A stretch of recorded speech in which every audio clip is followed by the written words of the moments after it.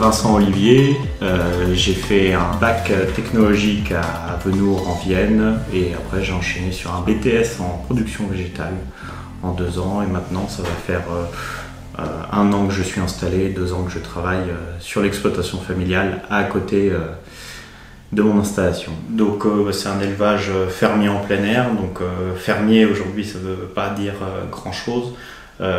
Mais sur l'élevage là, en gros, c'est des volailles qui arrivent à 4 semaines. Donc on va dire que c'est plus des poussins, il n'y a plus besoin de les chauffer. Moi, ça m'évite d'avoir à investir là-dedans. Et après, c'est des volailles que j'emmène jusqu'à... je commence l'abattage à 110 jours et je vais jusqu'à 150, 160 pour les plus vieux. Et c'est des cabanes tournantes, on va dire.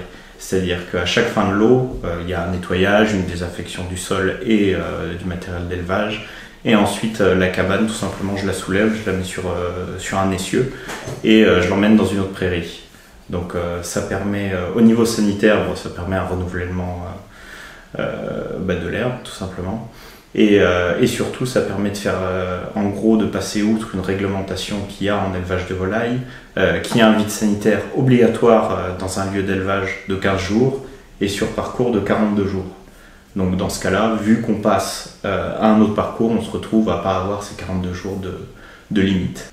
Donc souvent, au moment de l'abattage, je suis à cheval entre un lot plus vieux pour avoir des poulets plus gros, autour de 2,7 kg par exemple, et des poulets plus jeunes qui eux sont plutôt autour des 2 kg. Ce qui, selon la clientèle, peut beaucoup varier. Donc après, l'avantage de ce système, ce que je disais, ça permet de renouveler l'herbe et puis de faire une rotation très rapide.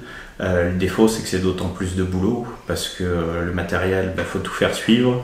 Le nettoyage, faut être au taquet du nettoyage de la cabane. Dès que le lot est fini, il faut nettoyer, mettre en place pour le suivant. Et que par contre, c'est des cabanes qui sont, mine de rien, assez coûteuses, ramenées au mètre carré. Comparé à un bâtiment dans lequel on pourrait mettre 5000 poulets, ça serait à peu près 2 fois moins cher de le faire en bâtiment que dans ces petites cabanes qui sont bien faites mais qui sont plutôt coûteuses. Et ça force à faire beaucoup de travail à la main. La mécanisation est plus difficile, vu que par exemple le paillage, dans une cabane de 30 mètres carrés, à part à la main et à la fourche, il n'y a pas trop... malheureusement de solution. En instantané, en général, je suis à 500 et après, à l'année, on fait en gros 2500, 2700, exclusivement des poulets. Et donc la race, pour l'instant, c'est surtout avec des coups nus que je travaille. Donc c'est des animaux de souche lourde, donc peuvent devenir assez gros, mais sont assez lents de croissance, mais ont l'avantage d'être plutôt rustiques.